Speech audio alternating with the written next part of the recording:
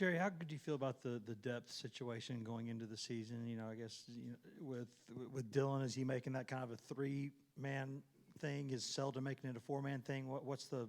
I know you're not going to tell us the plan, but how do you feel about the depth? Right now, I love the depth. First time since I've been here that we've had multiple backs that we got a lot of trust in as an offensive staff. You see obviously the Jay Rice and the Jabari; those guys have kind of been staples in the offense the last few years. But like you said, Dylan Sampson continued to grow, continued to show that he can be a playmaker in this offense. And I'm really impressed with the younger guys, the Cam Seldons of the world, the Khalifa Keys. Like, they've done a really good job of coming in here, in the summertime or in the spring when Cam was here, just learning and getting adapted to what we're trying to do and what we're trying to fulfill offensively. So right now the depth is in an extremely good place.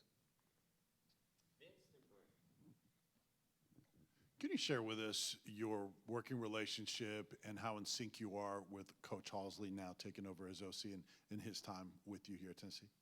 Well, me and Coach Halsey have always had a great relationship. Obviously, being back there as a quarterback and running back tandem, you always kind of got to be on the same page. I just think more so than ever, right now with his, increased role as a play caller, just kind of leaning on me more to just make sure that those backs, because our backs are in good shape. Because sometimes, he's got a lot more on his plate now just to kind of handle. So he'll come to me for recommendations or where I feel like the back should be or the back should be doing, not only from just a run game standpoint, but from a protection standpoint as well, because we have to make adjustments not only as the game goes along, but during the course of the week as you watch more and more film, things continue to show itself and continue to appear, and just making sure that we're all on the same page is extremely important. Jerry, how do you know when a freshman is ready? How do you know when a newcomer is ready to play? I think it's the way he operates within our offense. As you watch Cam and as you watch Khalifa continue to grow, there are some differences as far as, how they go about handling their business, not only in the classroom, but also on the field right now.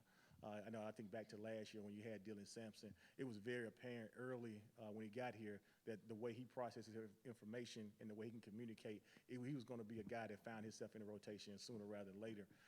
Probably about the 9th practice during fall camp last year, we kind of realized, okay, Dylan Sampson can really help us. For Cam Seldon, it was more he made the jump, I really think, in the summertime. In the spring, it was like Star Wars for him. Everything was going all over the place. I think things continue to slow down as we go through the installs in the summertime.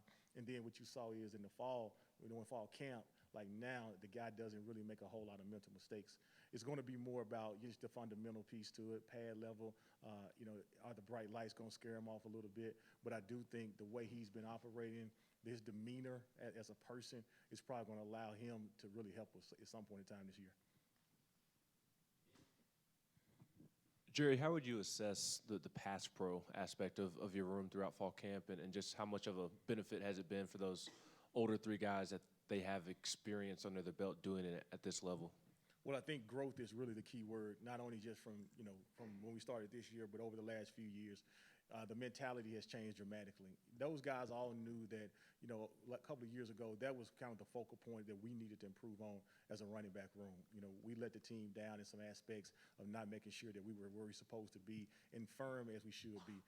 They took it on themselves to make sure that physically they were doing what they're supposed to do, to make sure that when they stepped on the field over the last couple of years, they've been stout enough and strong enough to hold up in pass pro. And I really am impressed with the way they've kind of attacked that. Sam wasn't here with us that first year, but he kind of understood and learned really fast that, you're going to have to be, you're able to learn how to pass pro in college football. He had that mistake against LSU last year and really never made another mistake after that from a pass protection standpoint. Was very intentional about coming over, making sure he knew where his eyes were going into every week. And I think now Jay Wright and Jabari, that's one thing that they really take pride in. They take pride as a unit. We take pride as a unit into making sure that we know exactly what our responsibilities are every week, even if the quarterback may or the center may ID it wrong, or whatever's going on at that point in time.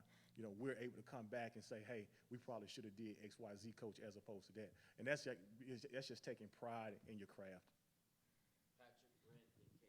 Joe, you talked about Cam a little bit. Coach Eckler mentioned him as a guy that could help you guys in the return game on kickoffs. What do you guys like about his ability back there to return kickoffs? I think the biggest thing is Cam has first of all, he's got an innate ability to catch the football. And you see he played a lot of receiver in high school, so that carries over, obviously, as a kickoff returner. If you wanted to return punts, he probably could do that as well. The second thing is, we use the term running through the smoke. a big guy that's 6 foot, 6'1", whatever he is, 220 pounds right now, and he's not really afraid of any contact. He will run through those small creases, especially on kickoff return when you got those guys on kickoff team coming at you full speed. Cam has that ability to run through the smoke. He understands his strength, and he's a big, strong guy that can do that.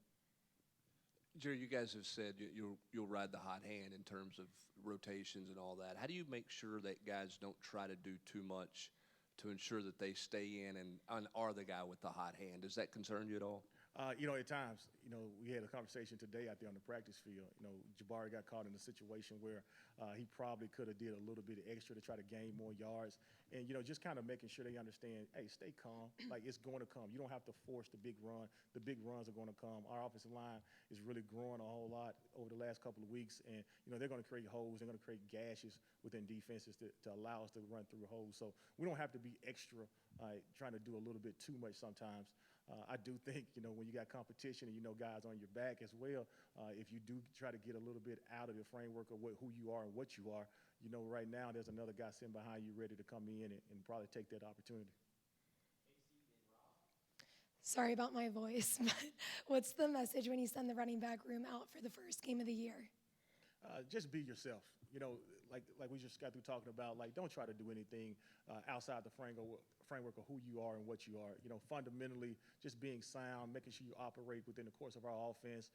Get your eyes back to the sideline. We play fast. We signal fast. We're bouncing up, getting the ball back to the officials. Just play fundamentally sound football. We don't have to do a whole lot of extra things. If we do all the small things right, everything else will take care of itself. Coach, I'm sure every position group has a different challenge when you're talking about the tempo of this offense. What's like the unique challenge to get a freshman ready to operate at the pace you guys play? I think a freshman running back, no matter what offense, to be honest with you, that I've been involved in, is always going to be about protections. Just something that those guys don't do a lot in high school, not only from a standpoint of who you have or what your responsibility is, but also just from the standpoint of technique. That's just not something that they're doing a ton of. So just getting them incorporated to that, what that feels like, what that looks like, and then always anticipating potential pressure. We talk a lot about potential pressure on third down situations, but some teams are high first and second down pressure teams. So you just got to be ready no matter what. When it's a pass play, if you're not getting out and you're protecting, that's your contribution to that pass play being effective. What have you guys seen or talked about with Virginia's front or even their defense overall? Really impressed with how hard those guys play. One thing about University of Virginia, what you can tell is they were in a lot of games last year. You see the record and people just assume that they were not a very good football team, but there were spots and there were times where they showed flashes, especially in their front defensively. A lot of movement up front, a lot of stemming. They got really good defensive ends that do a good job pressing the pocket. So that's going to be really important for us to make sure that before we get out, we make sure there's no extra trash hanging around the quarterback's feet or hanging around the quarterback for his vision. We're going to do a great job of blunting things up, as we use the term, before we get out and actually in our pass route. At the second level, at the linebacker position, man, those guys move around, they fly around. We're going to see some different bodies probably than we saw on film in some certain spots, but I think the athletic ability is still there.